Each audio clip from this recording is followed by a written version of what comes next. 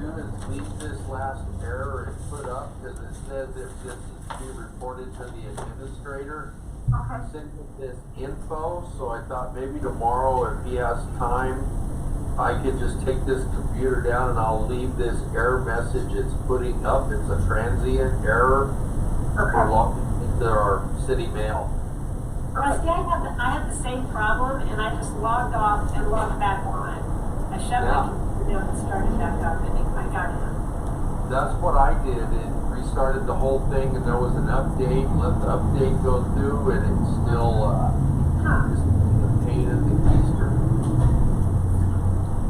I'm also getting the same. If you can hear me, I'm on my phone and on my other computer with no camera. I'm getting that same error. Yeah. Hey Mike, can you hear me? I can. Can you hear me? Yeah, I can. I was going to say, we need to get our IT guy to look into this because we seem to be having, these issues consistently. We need to get it figured out. Sure. Okay. Especially if we're going to continue to do these go-to meetings and stuff, we really need to have equipment that's going to work properly. Yeah, and the way it looks like it is going to continue. So let's go ahead and get started. Okay, today is Monday, September the 28th, 2020. Time is now 5:01 p.m. The work session of the City Council of the City of Trinidad go-to meeting will now come to order. We have a couple of items for tonight's discussion. One item is our proposed 2021 budget discussion, and item 2 is a discussion regarding our marijuana hospitality establishments, and then of course item 3 is just in the event that someone on council has an agenda item that they would like to bring up for future work sessions. So that being that way, that we will start with our item number 1, our proposed 2021 budget discussion. I'll turn it over to Cheryl, our finance director. Cheryl, are you on, and what do you want to show us? Actually, Mayor, Cheryl is on, and I'll just kind of briefly give you a synopsis of what we have here. You notice we gave you the summary sheets for each fund just to get you familiar with the budget as we move forward. Based on our charter, you will get the preliminary proposed budget at your first meeting in October, which is October 5th. You'll get the full budget line item by line item, and then we will probably within 2 weeks after that have another work session where we actually go down through the budget. We're still in negotiations with the union, so those have not been finalized yet. So we plugged some numbers in this budget. They are preliminary. Something that I really want to point out to you that we're coming forward to council with is every year we've had to subsidize the budget with some of the marijuana funds. In 2017, it was $310,000. In 2018, it was $460,000. In 2019, it was $314,000. And in 2020, we're projected probably to be around 250, anywhere from 200 to 250,000. So, what staff and I am suggesting is that we take roughly 15% of our marijuana funds and plug them into the ongoing budget. Part of the reason is we have in there the quality of life officer, the event planner, the ED coordinator, 3 police positions, and we're also looking to this year add an outdoor rec coordinator and a city planner. A lot going on in our town, and we want to be prepared with staff to get that done. So we've built roughly roughly, like I said, 15% of the marijuana funds into ongoing adds up to about $600,000.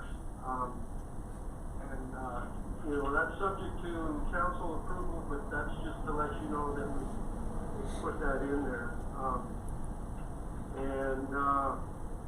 Again, you have summary pages. I know that it is summary, so it isn't finalized, but wanted to get these in front of you to see if council had questions. And not sure if Cheryl has anything to add, or if council has any questions. You know, even though this is just a summary, it gives us a good idea of where we're going. I looked over it last night and today. The one thing that is missing off of this is the total. I called Cheryl this morning and asked her what the total dollar amount was of this budget. It is $43,403,658. That is what the total is as of now. Just wanted to mention that it's not in there. She said it was supposed to print out, but it did not print out. So we don't want to get into tonight any detailed ideas or detailed questions on some of the summary, because like Mike said, we'll have that opportunity in our work session that's upcoming. But there may be some general questions that council may have. So with that, why don't we go ahead and get started? You know, like it looks like Mr. Shu, you might be first that I could see on the screen. Yeah, I don't have any questions. Like I say, I'd rather wait till we get more information on it in the next work session. Mr. Goodall, do you have any questions? Not really so much questions. No, I don't have nothing at this time. I'm good. Okay. Ms. Ogletree? I don't have any questions right now because I just haven't had a chance to review it in any depth at all. And I recognize that it's 10 to 10 preliminary, so I appreciate the hard work they put into it at this point. Ms. Grego? No, sir, I'm good. Okay. Mr. DeBono? Mr. Mayor, no questions as of now, sir. Okay, Mr. Williamson? I need to tell you I'm having problems with the only earphones I have that fit this computer, so I don't have earbuds. I have no questions at this point. Okay. The only one question that I had, and this is in the general fund, and I wasn't sure what Cheryl, you meant at the bottom of the first page where it says value. I was wondering what that was.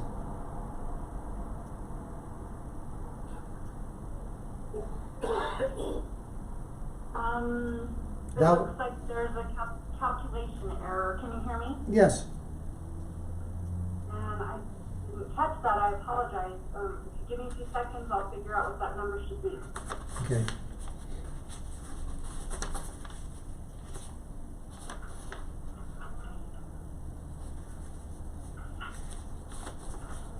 While she's looking that up, Mayor, there's a few items where the revenues are a bit more in some of the utility funds. Part of that is we are next year planning on using some of the $25 per pound fee, which was set aside for infrastructure. So some of the utility funds are going to do some projects utilizing that. One of the biggest ones is Power and Light. Okay. The estimated project for upgrading the power plant, the substations, and the switchgear is about $355,000, I believe. So that shows up as revenue in the Power and Light, which will be spent out of capital outlay. So that's one of the big ones that kind of skews the revenues in the Power and Light. So I don't know if that helps anyone who saw that. Yeah, that answers my question that I brought up to you today. So thank you for that, Mike. While Shirley's looking at that, just to let you know, the fund balance on the general fund, it's getting up there. Do we have, Mike, do you know if there are any Tabor limits that we got to be concerned about?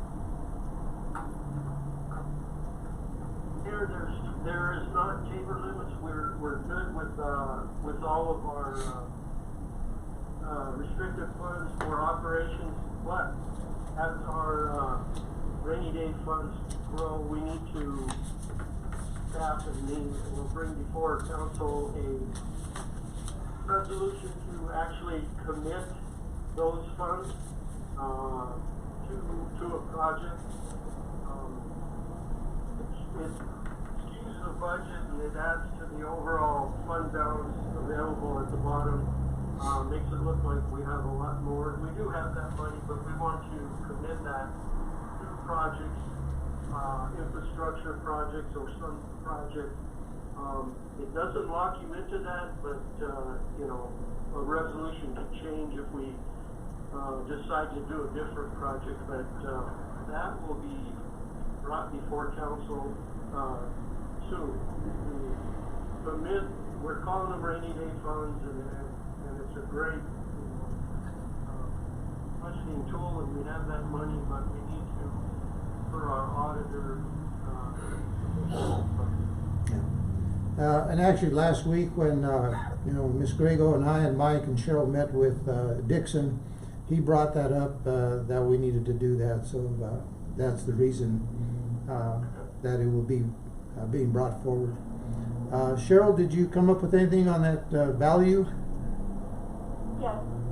So on the first page, see the row that says total unrestricted fund balance? Okay. Number was sitting there. Yes. I'm not sure exactly how it got deleted, but that should say $9,415,036. So 9415036. Okay. And then that will give you the calculated total where it says value. Yep. That would be $5,962,885. Okay. Okay. That's what I wanted the answer to. Okay, does council anyone in council had any further questions at this point in time?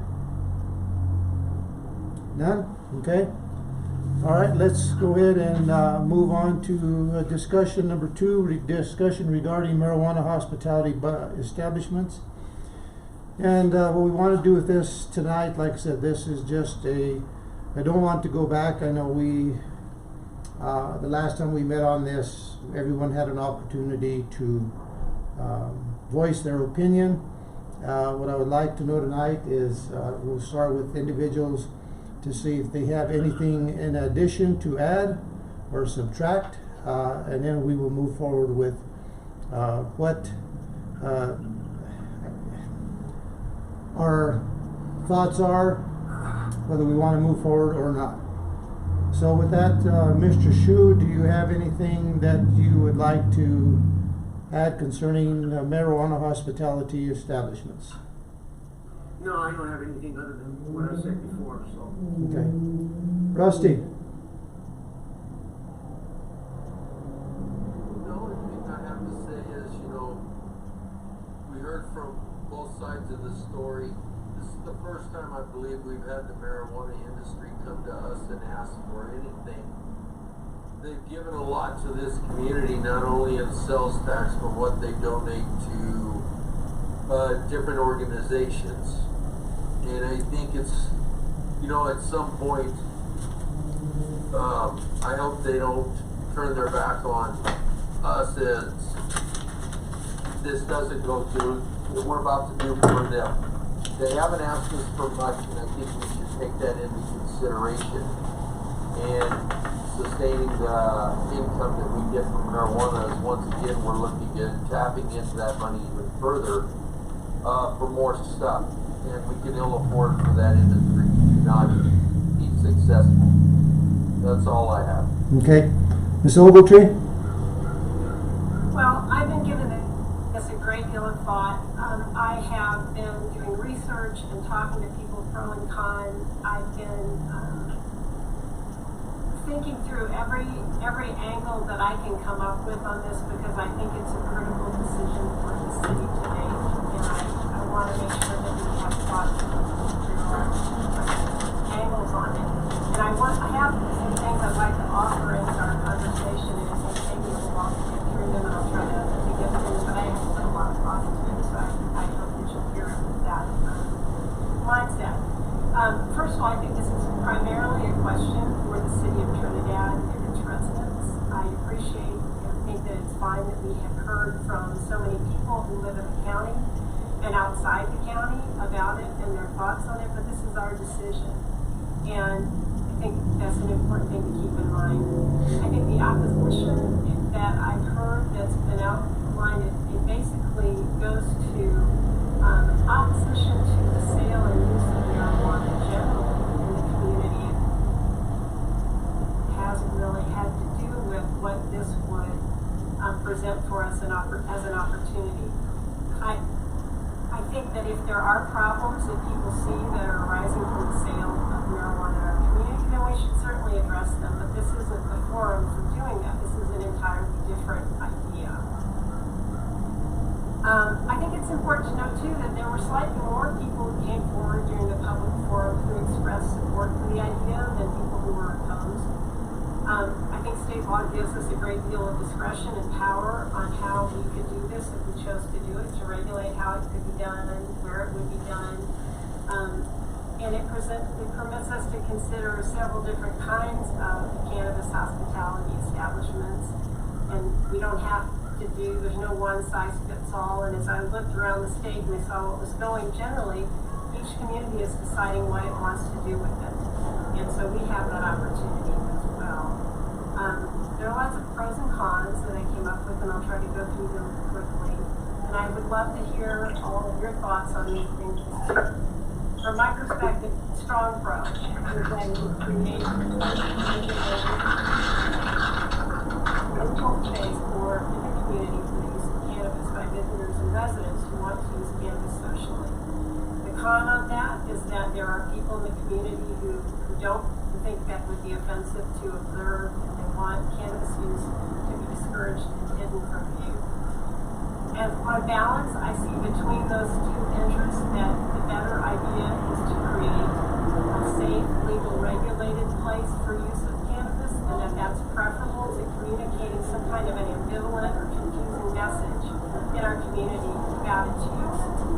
I think doing this would clarify the city's public stance on cannabis. As Mr. Goodall was saying, we are now building budgets on cannabis sales tax revenue. And it would say to that industry that we appreciate its extraordinary financial contribution that it's made, and the fact that it's stabilized and strengthened us as a community to start the 21st century well. I spoke with Ms. Navarrete, and she provided me some hard figures because I was curious about what the totals were over the 5.5 years that we've had legalized cannabis sales in Trinidad. And what they amount to is $14.5 million in marijuana sales tax. That's the 5%. When you add in then the additional sales tax, just the 4% that comes from all of those sales, that's an additional $9 million for $23.5 million in 5.5 years, which has changed the face of this community dramatically as well as the way the city does business. It's repaired our budgets. It's fixed holes that we have that we were not only in the infrastructure but in our budget that had not been addressed for a long time, like sick leave disbursements that would have to be made when someone retires. It's brought us national and statewide attention, which has then prompted other things to happen that are good for us, including space to create. And I think the state park, Fisher's Peak, also came out of that attention that this has brought to us. I'm going to disagree with you right there on that point of it. I don't think that the space to create or the Fisher's Peak had anything to do with coming out of this. I will disagree with you there. Okay, I appreciate your opinion. I think that it's a synergistic kind of thing that's happened with that. And I think that it also communicates to this industry that we continue to expect it to operate professionally and within the bounds of city, state, and federal law, as well as our county health regulations. People might, in opposition to all that, say that, no, if we do this, it's going to limit our identity to being a pot town, and that it reflects some kind of wholesale adoption of that as our policy. I don't think that's what it communicates at all. I think what it does is it clarifying what our position on cannabis as a city permits us to show what we want as a community, which isn't to limit our identity, but to handle the opportunity well, wisely, and professionally, and invite new residents and new businesses to become established in a town that is newly stabilized and strong and preparing itself for the future. Another pro is that it would demonstrate that we understand the need to limit how and where cannabis will be used in our city, especially, and to communicate those limits clearly. Others might see that as approving or encouraging cannabis use. Is that the message? I think that depends on how the message is communicated. I think a forthright, mature, and professional message about cannabis use in our community would encourage responsible use. It would give us the chance to talk through with the youth in our community that this is for adults only. And this is what we're going to do in this community is communicate that strongly. It would capitalize on our progress rather than denigrating it. I hear sometimes really discouraging words that people say about the cannabis industry here that it's kind of like, well, yeah, they're here, but they're going to go away, and it's not going to be a long-term thing. I think that rather than that message, I'd like to say to them, we welcome additional investment from them in the community and others in the hospitality industry, which would prevent the time and resources that we've invested in it from going to waste or being another bust cycle.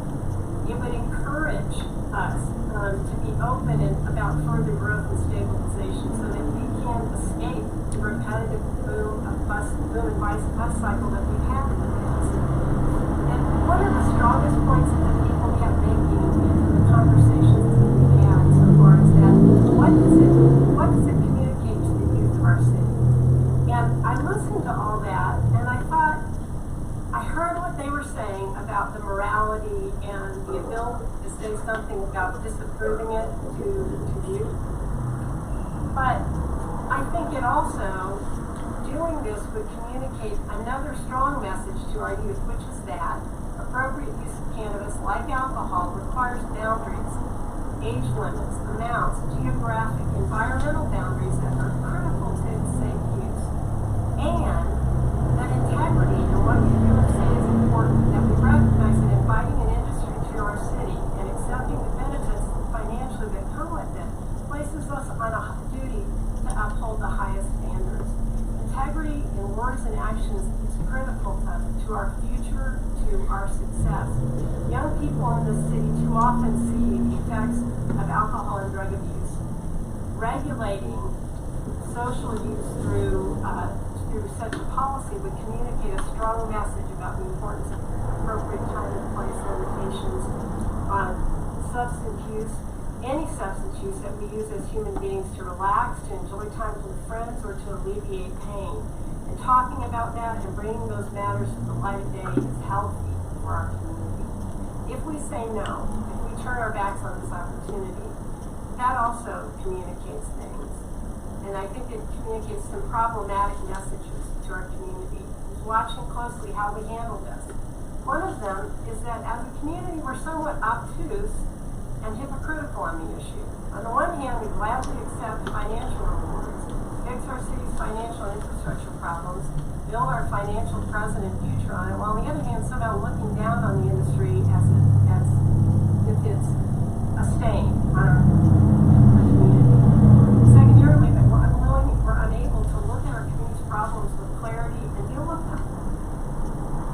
What this would do is it would give us that chance to talk these things through, to create limits, to show the professionals and standards that we expect. It to show that we understand that there are some in our community who disapprove of cannabis use and don't want it promoted. By limiting where it can happen and how it can happen, we show that we're honoring those values as well. Another reason for this particular group of people, the city council, why I think it's good for us, is that it demonstrates growth on our part. It demonstrates that we understand that though some people had concerns about this when it was originally legalized, they've now seen that it's provided many benefits to the city, including saving and renovating buildings and construction of new buildings, stabilizing and saving our finances, increasing employment opportunities, improving our real estate market and our rental market to the point now where it's impossible. It's really impossible to find a house to buy or rent. It's attracting young people as well as retirees. It's also bringing us state and nationwide attention, strengthening our tourism, bringing new festivals and invigorating old ones, as well as bringing public safety improvement. We've increased the number of police officers on the street. We've increased their training and improved their equipment, all with marijuana money. Finally, the state of Colorado is watching us. They want us to succeed in this, and they are giving us a prime opportunity to lead in this area, to show how it can be done with professionalism, and as well as showcasing our city to show what makes Trinidad generally attractive, besides access to marijuana, clean air, clean water, a beautiful climate, willingness to innovate and grow in smart ways, and freedom, including the freedom to make lawful choices and create one's best life. And for all those reasons, I think that we should move forward and approve an ordinance that fits with our specifications and honors the values of this community. I appreciate you listening and look forward to what you have to say. Well, you did have quite a bit to say there. So let's do this. Let's go ahead and start over again with some of the council people at the top and see if anybody will go down the line. Of course, you've already, brought forward all your questions and quite a few questions in there. So, Mr. Shu, do you have any questions for Ms. Ogletree over what she's brought forward? Well, if I could, please, I don't believe you called on two council. I have not, but I have not, and the reason why I started at the top because she did bring forward a lot of stuff, and let's go ahead and move forward, and we'll get Ms. Grego and the other three at first. Okay, Ms. Grego, let's go ahead. Okay, I hope I'm not too repetitive on some of the points that Aaron made, but I think it's important. This is what I've gleaned from these public forums and talking to people. I did have a couple of people that have reached out to me, and I want to address this too. When you address an issue like this, where some of your constituents want it and some don't, it's very difficult for me as an individual to come to not to come to a decision, but to make people in Trinidad understand that my decision was based on education that I've had with my position on city council. I've said it many times when I first came on council, I wasn't really a good supporter of the cannabis industry, but I've seen the light and I've changed my mind. I want you to know that I listened and took notes during the public forum. I went back and read those notes, and one thing that was really, really clear to me, that the everyday citizen in Trinidad does not understand the hospitality and the consumption club law as it is now. Some gentleman told me that he didn't want to go into a restaurant and have walk into marijuana smoke, which is totally not what this law is about. So I think maybe if we inform the community about this, I think they might have a better outlook on it. I appreciate people coming and taking their time to answer, give us their opinion. I don't know if I mentioned this, but I think, as Aaron said, people have a problem with cannabis, period.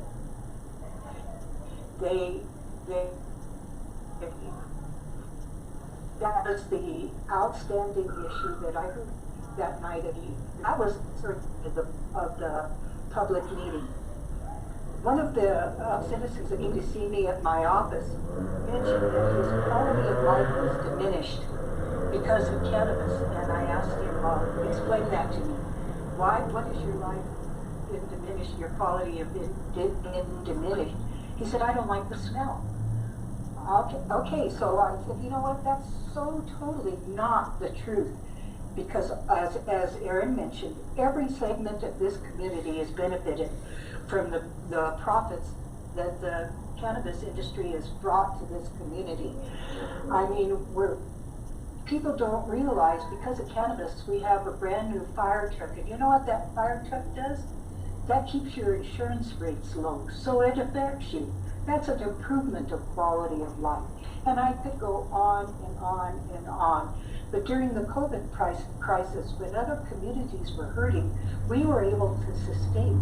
And it's not because of our regular revenues, it was from the cannabis industry revenues. Every individual, every nonprofit, school,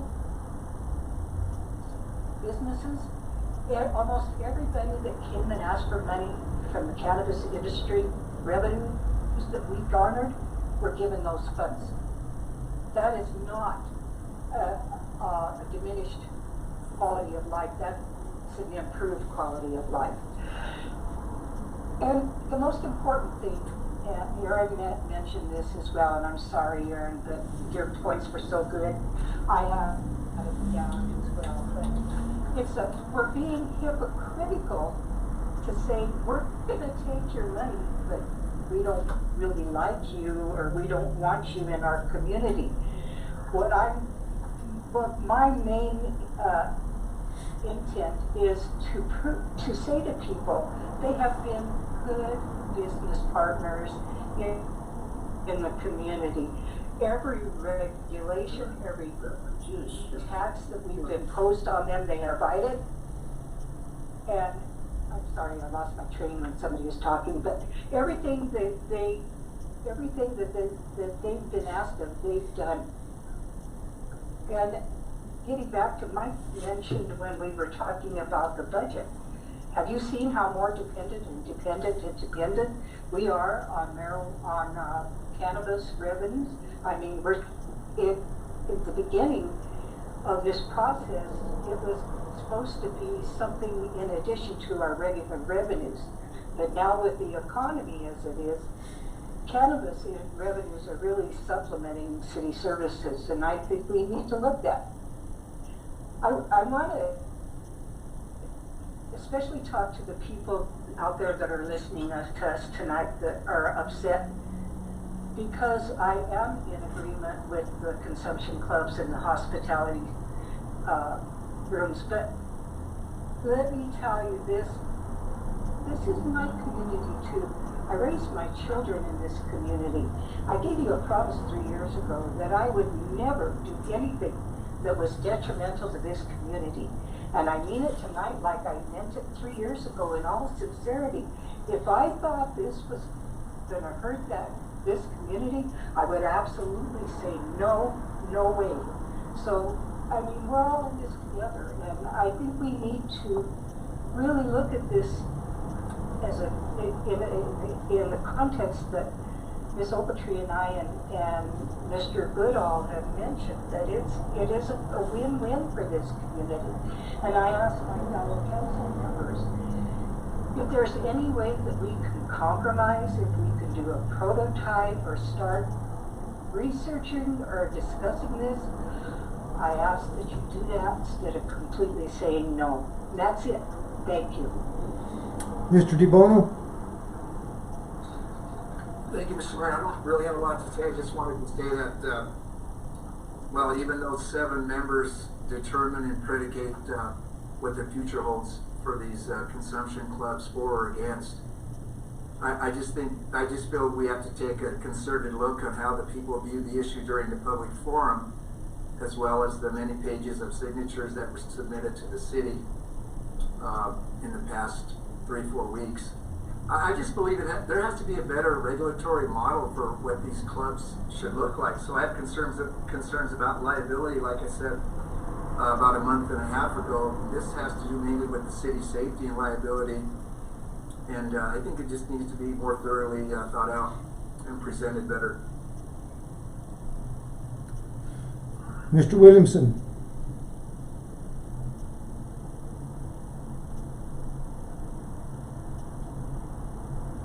Mr. Williamson, can you hear us? Can you hear me okay? Yes. I needed to say I'm having trouble with this. I probably won't be able to hear you, so if you need me to stop speaking, you'll have to give me a hand gesture. That being said, the truth of the matter is, when I embarked on this journey some time, I guess it'd be about a year ago at this point, a little more than, I have to be honest, I never anticipated any decision was going to take this much mental energy or toll on me, to be honest. And I can assure everybody out there that's listening and my fellow council members that I have the utmost respect for, that I have given this a huge amount of consideration, listened carefully during the public forum, spoken to subject matter experts on both sides, and tried to assimilate that into a cohesive view. I want to thank Councilwoman Ogletree and Grego, as well as Councilman Goodall, for their input tonight. My opinion is Trinidad, for multiple years now, has benefited from what would in effect be considered a border town effect. Our biggest gain is from that border town effect. People from all over surrounding areas have come here to participate in the legal trade of marijuana. That being said, our single greatest threat to that would be legalizations in other states. Try as I may, I have come to the point where I don't believe that having a consumption club or multiple consumption clubs is going to draw people past the point of other states legalizing them. So I think that we're in a position of needing to find ways to subsidize that income that we've grown, that we've become accustomed to, and prepare for some decline as other states legalize. After speaking to many people, and being on both sides of this decision at varying times, I've come to a firm decision that, in my opinion, I feel that consumption clubs are benefit to Trinidad. That's where I stand at this point. Okay, there's some points brought up that I just wanted to mention. One was, and I already made my thing noticed about that the Space Creek and Fisher's Peak came out of the marijuana notoriety, and I disagree wholeheartedly with that, because I was on the ground level of where those two pieces pretty much started, so I can understand that. One of the things that there seems to be is that as far as educating the community on marijuana or drugs in particular, that has been tried. I think Mr. DeBono could probably attest to that when he was a school teacher. Went on for several years. Didn't work then very well. To teach the youth of today and the public of good use of marijuana and placement of it and all this stuff. Why hasn't it happened to date? As far as I don't believe we are turning our backs on the marijuana industry. The state has allowed us, if we wish to participate in consumption clubs. It's our option as a city council whether we want to move forward or not, but I don't believe that we are turning our backs on them. We are still allowing them to do business as usual, but we are not trying to turn anything away from them. The citizens of this community, and I know immediately after our forum that we had, I believe I had close to 15 people that called me. Some were out of the city, but the vast majority were in the city, mentioning it.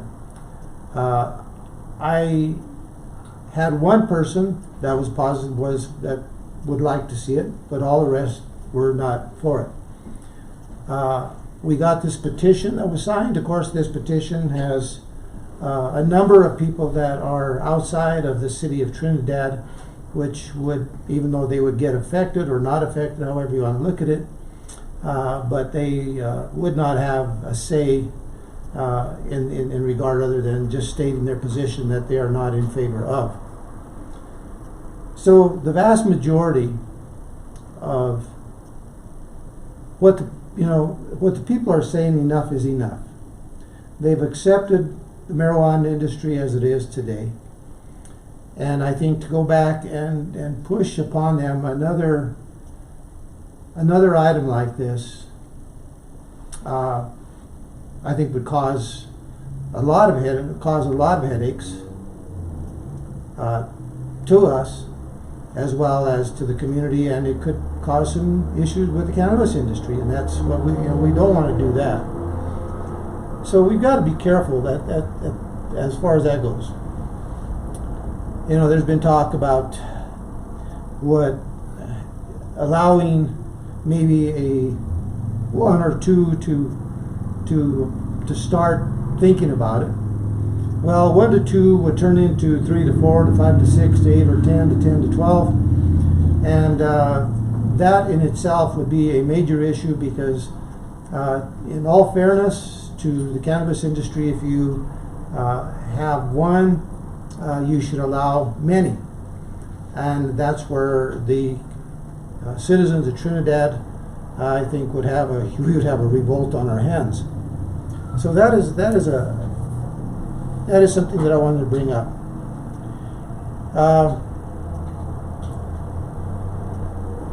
We do need to build our economy. We're working on that. This has been a jump start to help our economy. When I put in as far as for mayor many years ago, my thought was to try to work on things that would bring the economy forward. The original cannabis industry was voted on prior to my coming on council. Since then, we have had other things come to town. We've had a lot of major investment in town, not due to the cannabis industry. It was through private industry. We believe that is going to be continuing because people are finding out that Trinidad is a beautiful place. And I had one person in particular that had a very strong voice way back before this cannabis started, and that was before my time, who was very pro-cannabis.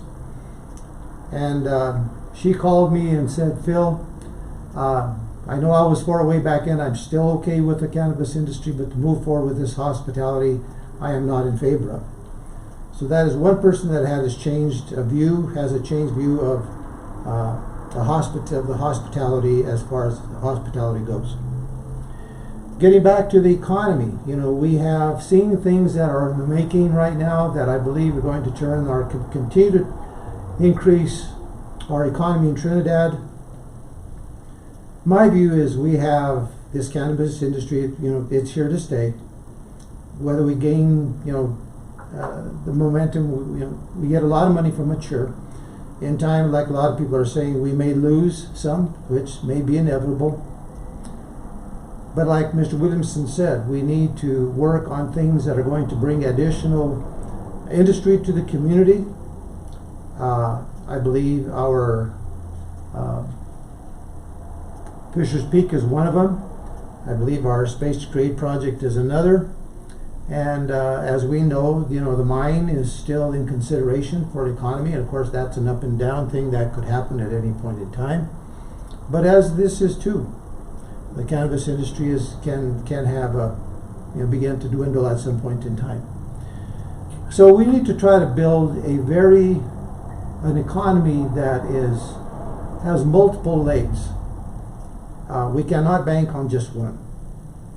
So we need to look at recreation as a huge asset that we have into this community. And in the recreation, in order to draw recreational users to a community, you need to be able to offer what I call a family-oriented community. So, with that being said, I don't know what other people from other parts of the country coming to Trinidad, how they will look at Trinidad. If all of a sudden we have, 26 in the marijuana industry units right now, plus then we end up having another bunch of hospitality units, I don't know how they'll look at that. We don't know. I do know how the majority, it seems like, of the community, the residents of the city feel about that, as well as the number of people that signed this from outside of the city, so we know what their feelings are. So I just feel like we need to really look at the direction of this community and not get tied into a single industry that's going to, that can change. So diversification is the thing that we need to look at here. And I believe that we can do that. And I believe that we are on the path to do that.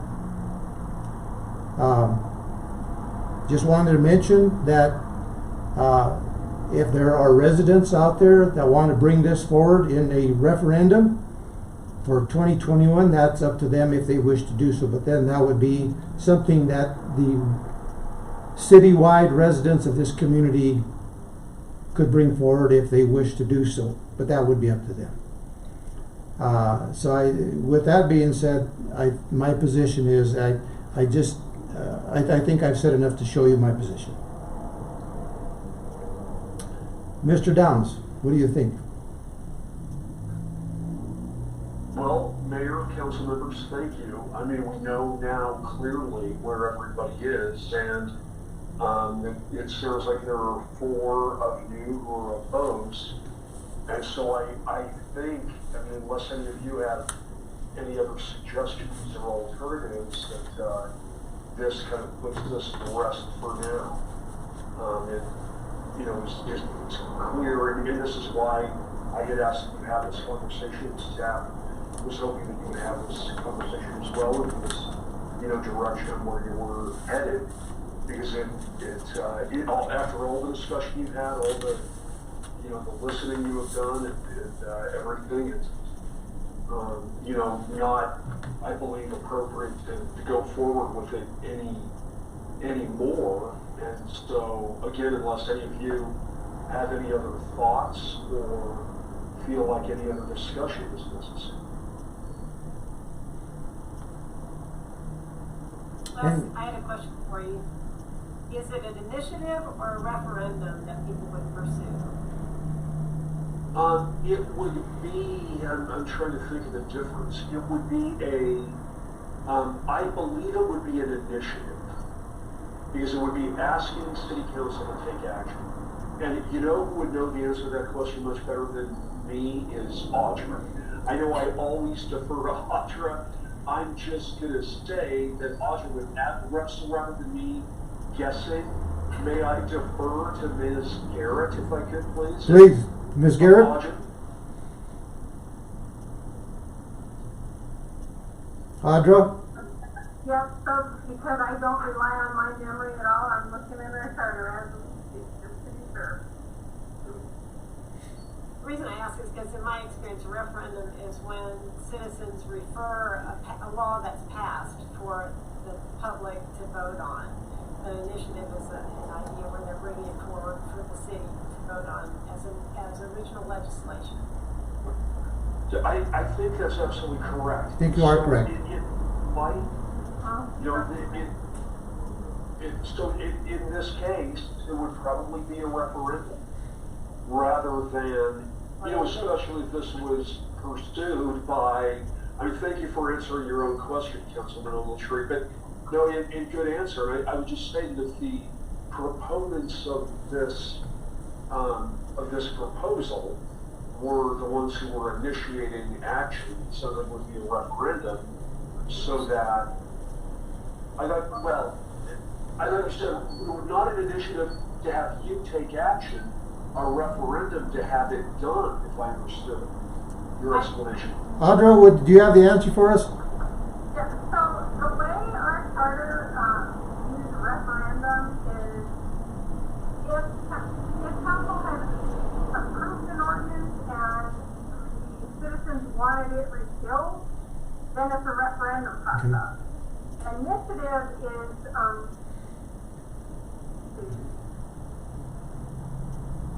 Initiative is bringing something forward from the voters. So it sounds like it would be I think you're right, Ms. Ogletree, that it would probably be an initiative. And that's what I said. Okay. Just so people know. Yeah, no, it changed very quickly. But no, so probably an initiative. But in any event, and we'll see if people have the desire to do that. Okay. All right. That's it as far as in particular items that we have tonight for discussion, other than item number 3, which is a discussion of other agenda items. Mr. Shu, do you have any items that you have thought of that we would like to have future discussion on?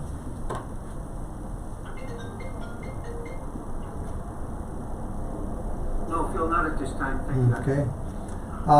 Mr. Goodall? No.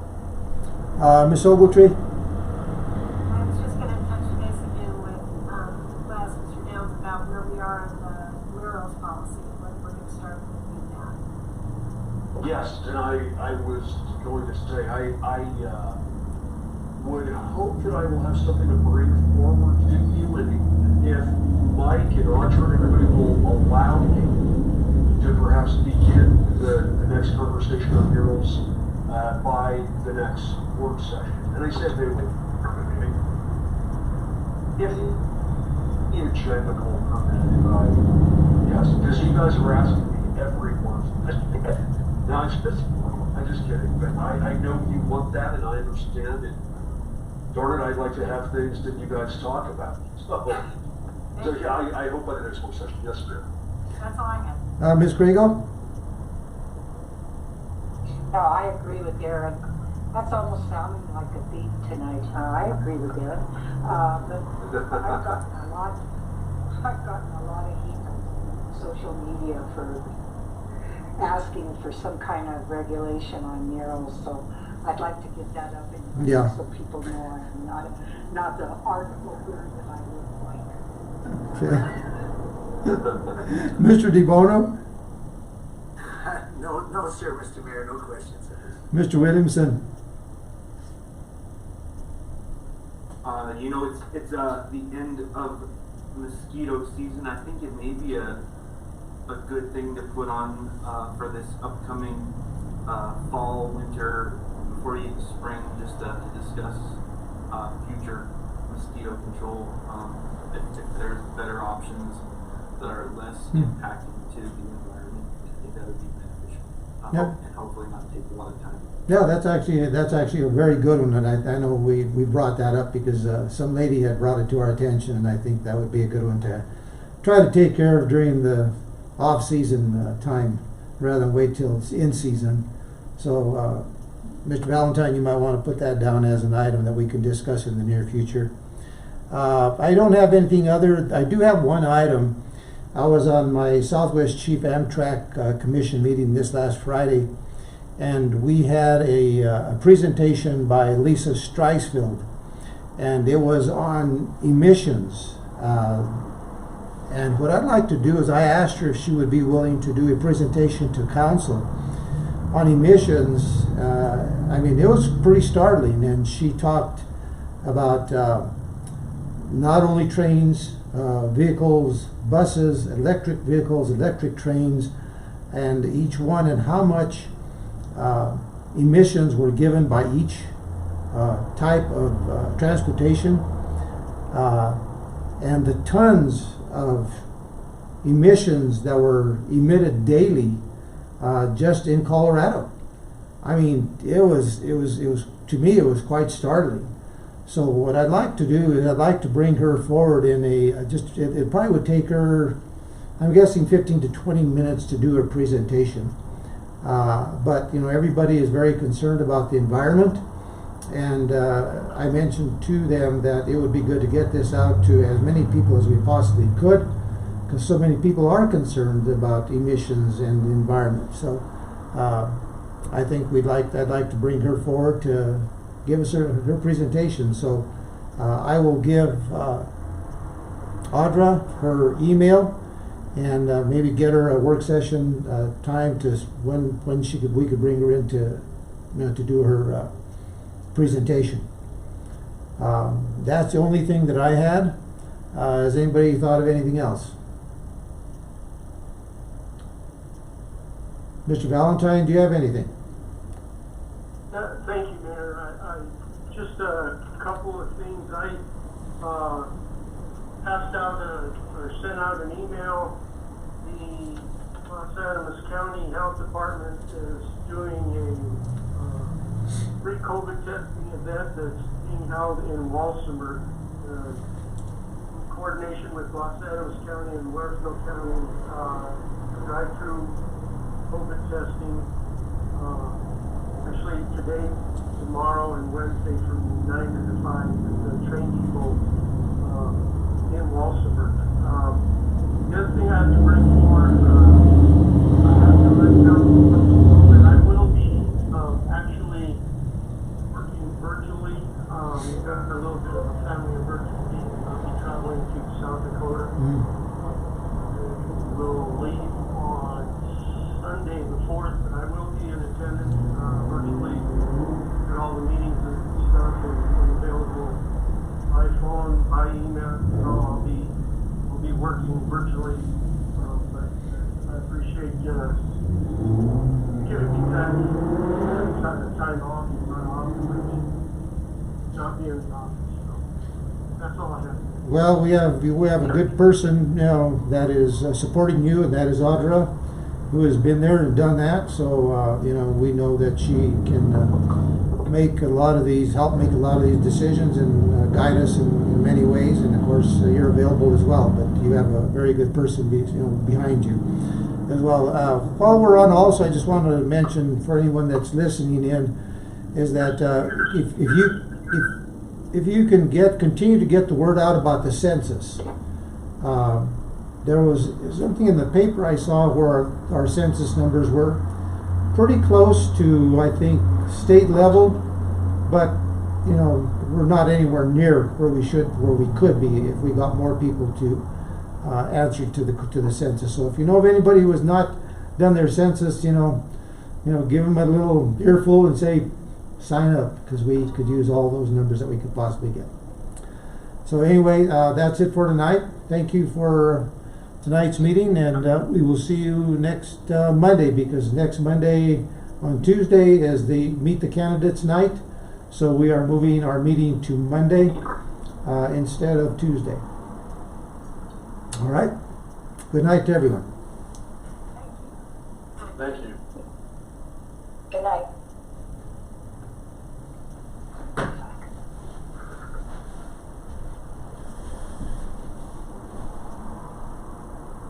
So how long have you been married?